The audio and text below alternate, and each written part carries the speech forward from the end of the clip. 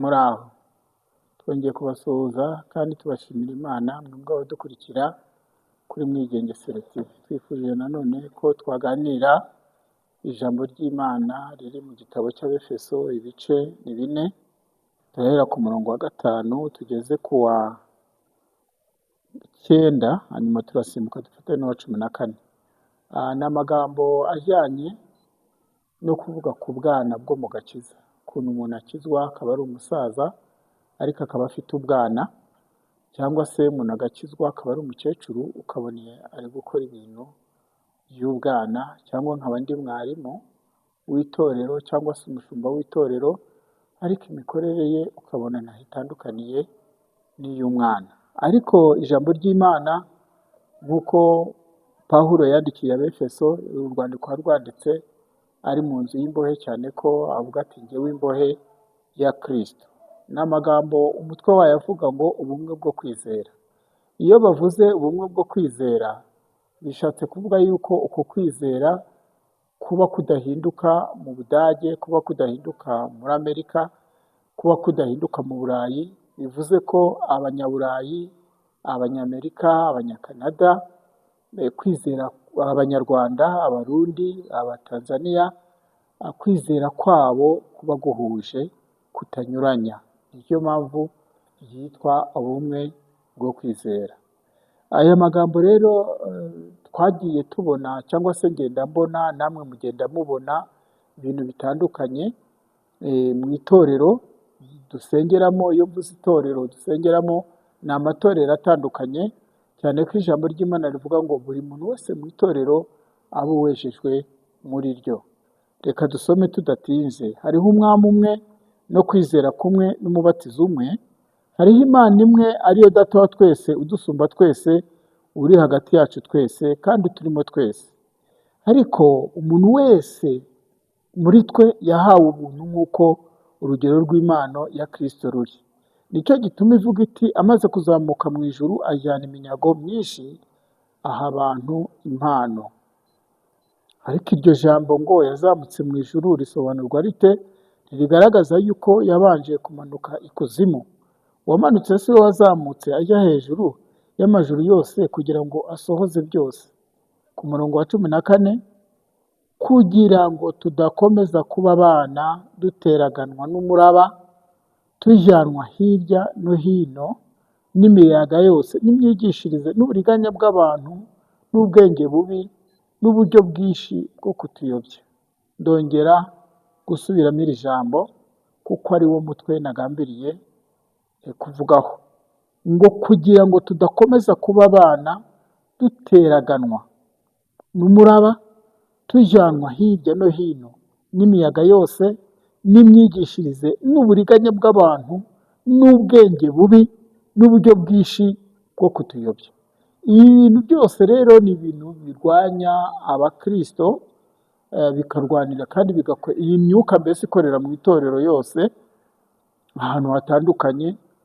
Iyi myuka ishobora kuza mu rwego rw'umuraba, ari inyigisho zinyuze mu ijambo ry'Imana, ariko akaba ari umuraba uje kwararika, uje gutuma abantu barohama.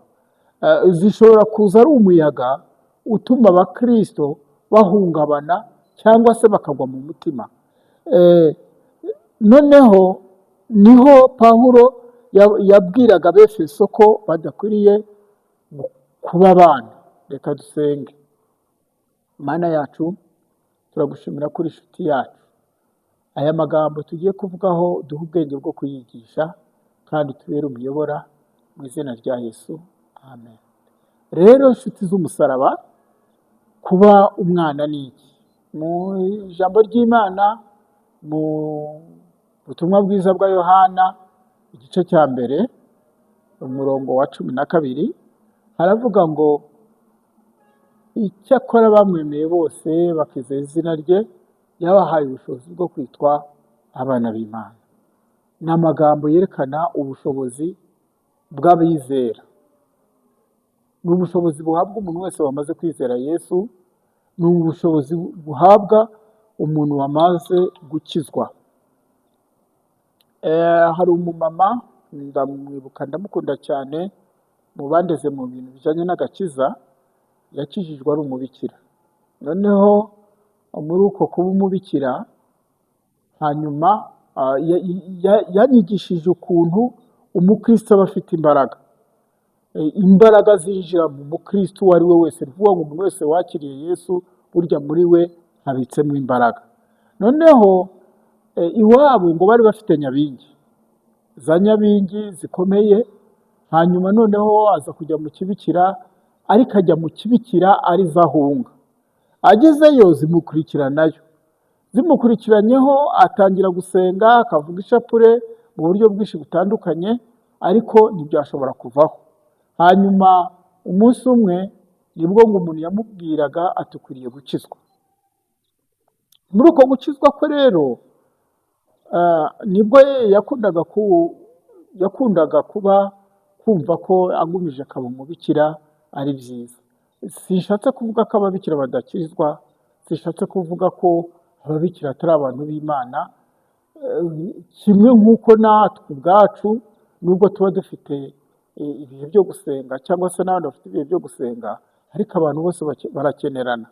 Umukatolike akenera umupresibiteriyeni, umupresibiteriyene akenera umupantekote, umupantekote agakenera umwisilamu, cyane ko iyo ukeneye ikanzu, iyo kanzu ugiye ugasanga umwisilamu ari uyicuruza, ntabwo ureba umwisilamu ahubwo ureba ikanzu. Icyo ni ikimenyetso niko abana b'Imana buriya bakagombye kubaho. Ariko hariho abantu bajya bangana, bakanga n'ibicuruzwa by'abantu, akavuga ati ibi sinabigura. Ariko ijambo ry'Imana ni igitangaza, rivuga ko ngo ibintu byose byaguzwe mu iguriro Imana yarangije kubitubabariraho. Hari umuntu umwe twigeze kuganira, arambwira ati umuntu ari inyama ziterekejwe cyangwa se zanizwe, ati byagenda gute? Ndamubwira nti iyo ubizi aba ari icyaha, ariko iyo utabizi ntabwo bikubera icyaha. Yageze arambaza ati se wabitandukanya ute? Mu urugero rw'ukuntu abajura bashobora kujya kwiba inka cyangwa itungo bakariniga, bamara kuriniga bakaribaga, hanyuma izo nyama zikajyanwa gucuruza, wowe ukajya kuri bushori ukagura inyama zanizwe. Ibyo rero ntabwo urwo rubanza ruba rukureba. Ijambo ry'Imana niyo mpamvu ryabivuze hariya mu Bakorino, havuga ngo ibiguzwe mu iguriro byose ntibikabaciriye urubanza. Nta rubanza bibacira. Ushobora kugurayo ipantaro bayibye utazi ko bayibye, ukagurayo inkweto bazibye utazi ko bazibye. Ntabwo rero Imana yakugerekaho urwo rubanza ngo waguze ibijurano kandi utari uzi ko ari ibijurano.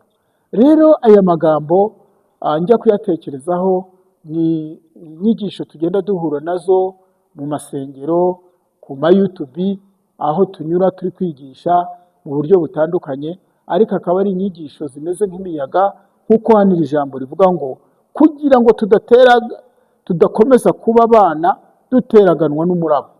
Ni ukuvuga ngo hari igihe rero usanga umuntu ari umwana mu gakiza, ugasanga umuntu atarakura, hanyuma hakaza umuraba ukamutwara, hakaza umuyaga ukamutwara, hakaza inyigisho nyinshi zitandukanye z'uruvangitirane zikamutwara mu buryo bwinshi butandukanye. Rero Pawulo yabwiraga Abefeso, kubera ko yari yamaze kumenya ko iyi miraba ibaho, nibavuga umuraba rero ntugire ngo nuriya wo mu nyanja.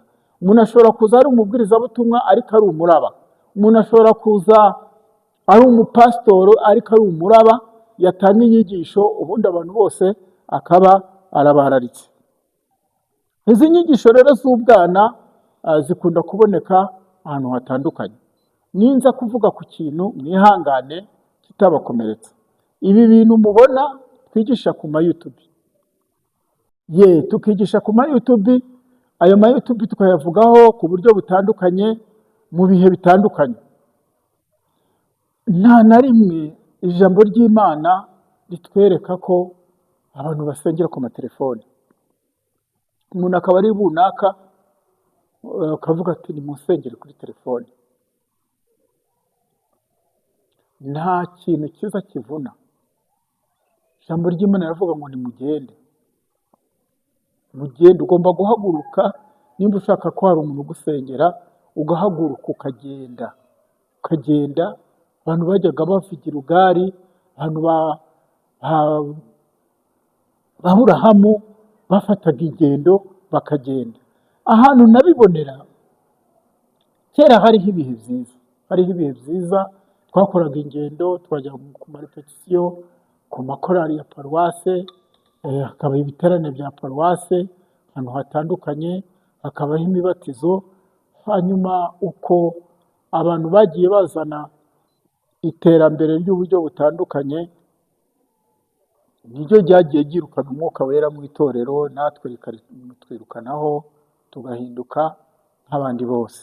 Imana itubabarire kandi Imana itugenderere. Izi nyigisho z'ubuyobe ziboneka cyane cyane mu gihe cy'ubwitange.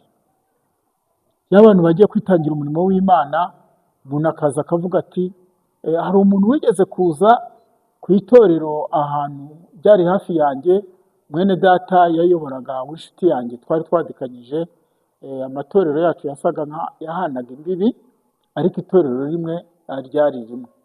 Noneho atumira umwigisha, uwo mwigisha azana igihaza. Icyo gihaza nicyo yigishirizeho, arangije akajya agenda akajya ku mukobwa akavuga ati uratanga iki? Ati iki gihaza. Ati abakobwa bakeneye abagabo. Ati iki gihaza, ati kirakubera umugabo, uratanga angahe? Nangahe wumva watanga kugira ngo Imana iguhe umugabo? Ati vuga ayo ufite hanyuma ukore kuri iki gihaza. Akongera agahamagara abacuruzi ati umuntu ukeneye imodoka, wumva watanga angahe kugira ngo Imana iguhe imodoka ukoze kuri iki gihaza? Ibyo bintu byose bigakorwa mu itorero ari inyigisho z'abadayimoni. Hari izindi nyigisho rero nanone ziza mu rwego rwo kwaturirana. Umwigisha w'ijambo ry'Imana nimba atangiye kwigisha ijambo ry'Imana rifite imbaraga, ngo ni inkota. Iyo bavuze rero inkota, ririca, rirabaga. Uvuga ngo iyo batangiye kwigisha ijambo ry'Imana, abantu bose batega amatwi, rifite ukuntu ribagenderera. Uri umusinzi riramusanga, uri umujura riramusanga, mbese mu buryo bwinshi butandukanye.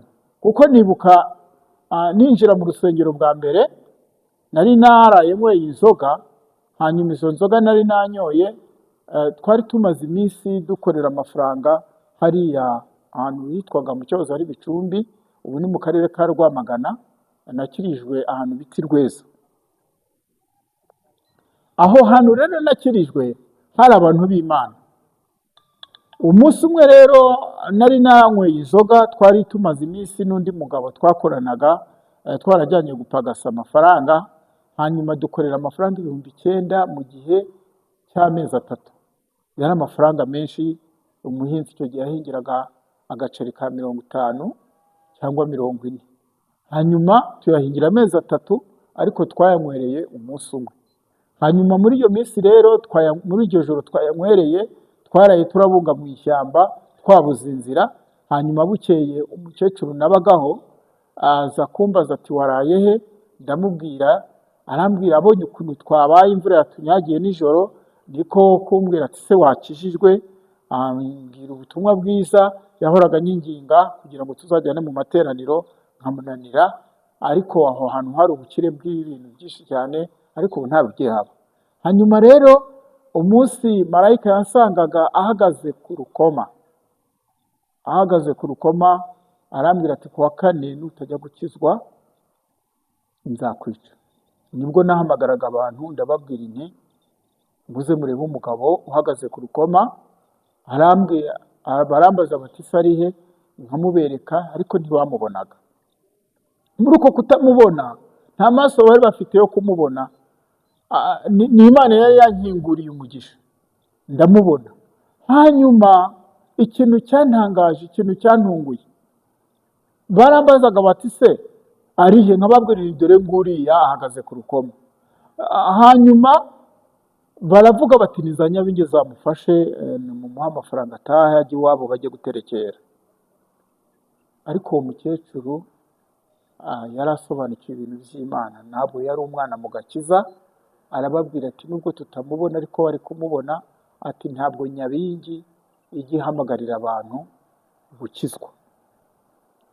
Muri icyo cyumweru nibwo nakijijwe, nibwo natangiye kubona ibintu bitandukanye, ari nabwo Imana yigeze kuntembereza mu ijuru.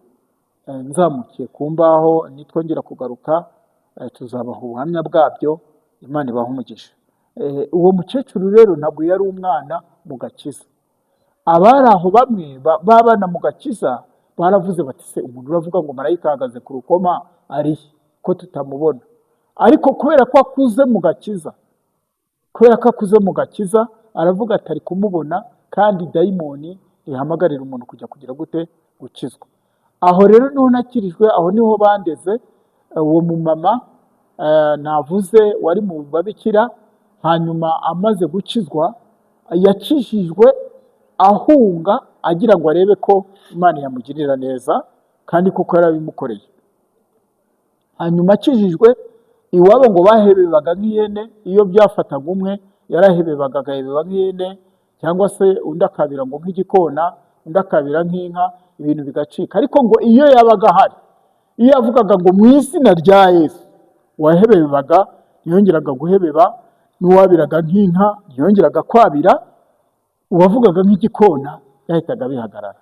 Ngo hari akana gatoya kabagaho kakamwitegereza. Uwo mumama ni umumama wubaha Imana, nakurikiranye n'amateka ye, n'uyu munsi Imana yamuhaye umugisha, aracyasenga.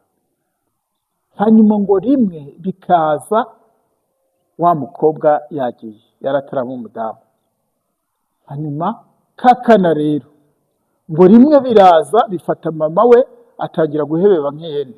Noneho ngo kakana kubera ko kabonaga uwo mumama, uwo mudamu yitwa Françoise, reka muvuge mu izina cyane ko atari ibintu bibi ndavuga, ni ubuhamya bwiza ndi kumutangaho.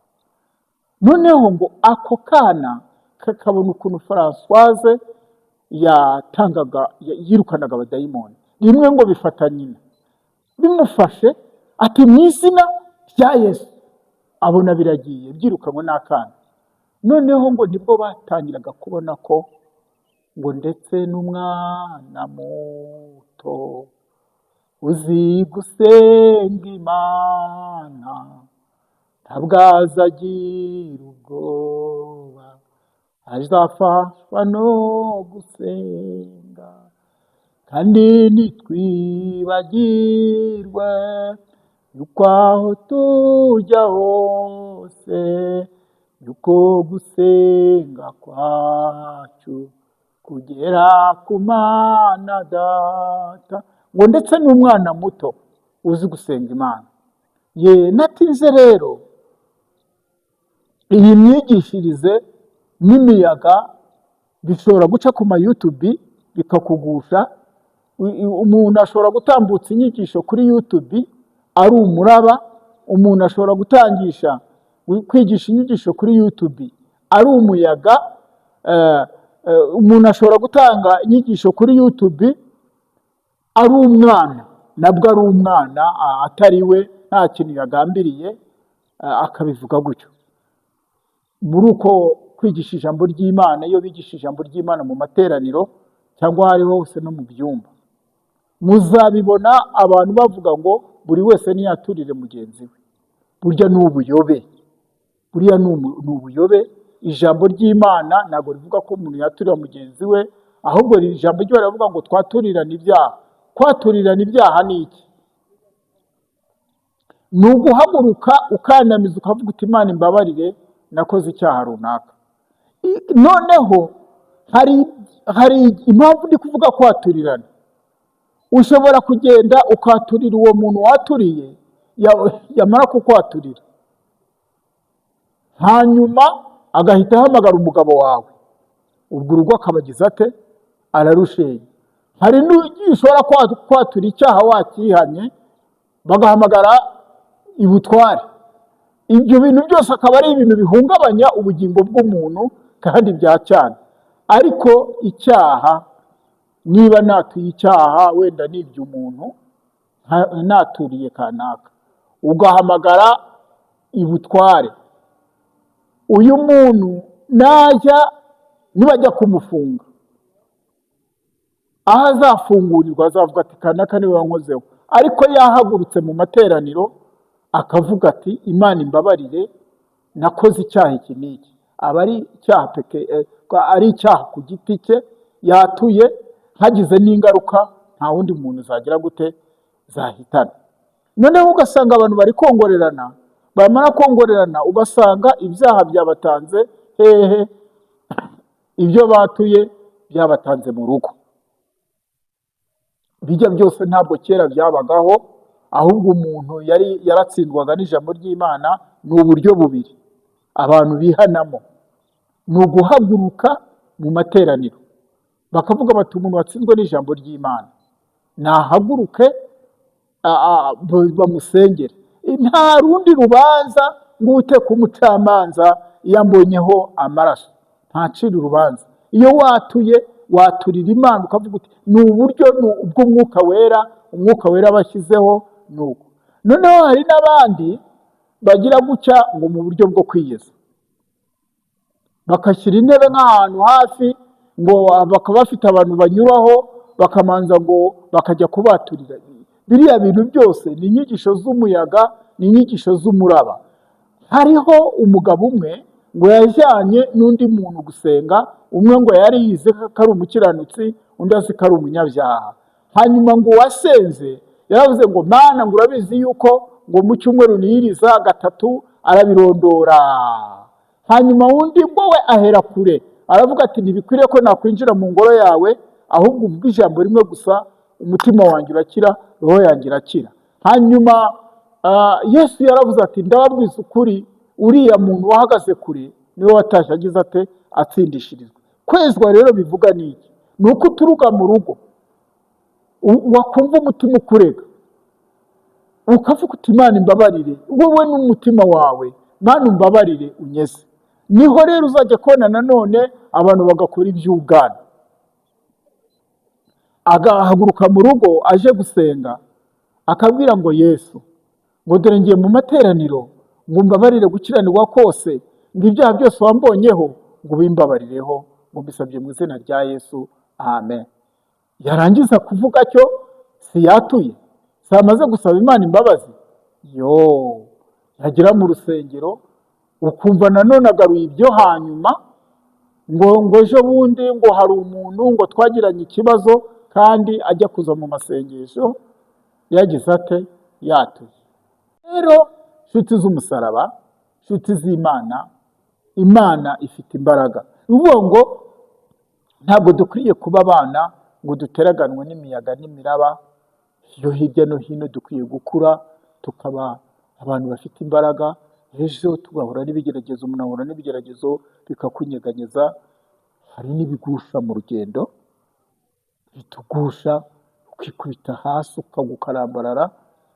Yesu akakubyutsa. Muzakurikirane agatabo k'umugenzi. Kristo yaguye inshuro nyinshi, yakubiswe na Kristo, yigeze kugushwa ngo n'amategeko, yigeze kugushwa na bwenge bw'isi, ariko Imana ikomeza kumuhagararaho. Rero izi nyigisho rero z'ubuyobe, izi nyigisho zo gusengera ku matelefone, niba ukeneye ko bagusengera, pfukama wowe ubwawe wisengere, kuko ngo dufite Imana Data wa twese iri hagati muri twe twese. Imana iturimo. Noneho rero nukenera ibiganza by'abagusengera, Yesu yavuze ngo muzarambura ibiganza ku barwayi bagire gute bakire. Icyakora hari ubundi buryo umuntu ashobora kwifashisha, ariko nabwo ntabwo bwemewe cyane. Ntabwo ndabuvuga mutazabuyoberamo. Ubundi inzira nziza y'ukuri, ufite mugenzi wawe mwegeranye, niwumva ukeneye amasengesho. Niyo mpamvu mu itorero habamo ibyiciro. Ubu hari umukristo uri gukurikira iki kiganiro utaturanye n'umudiyakoni. Buriya mudiyakoni ni umukuru w'itorero. Mwishyira bamwe kuba ababwirizabutumwa n'abadiyakoni n'abashumba n'abandi. Ugasanga umuntu w'umudiyakoni ukamubwira uti ugapfukama. Noneho rero muri uko gupfukama no kwatura, baturira umwizerwa. Umwizerwa Yesu niwe wabwiye abigishwa ngo icyo bazahambira mu isi no mu ijuru kizaba gihambiriwe. Inshuti z'umusaraba rero, Imana iduhe gukura mu gakiza, Imana iduhe gukura mu bwenge, Imana iduhe gukura mu bitekerezo, Imana iduhe gukura mu mikorere, Imana iduhe gukura mu mirimo y'amaboko itubeshaho buri munsi. Reka nsoze mbashimira Imana mwakiriye ubu butumwa bwiza. Imana ikomeze kubashyigikira, Imana ikomeze kubana namwe, ibahe gukura muve mu bwana, ibahe gukura mutandukanye inyigisho zitandukanye. Imana izabagirira neza. Reka dusenge. Turagushimiye Mwami wacu Yesu, dusengera iri jambo kugira ngo urishyigikire kandi uduhe kuryakira neza tunezerewe, ritugirire umumaro. Mu izina rya Yesu, amen.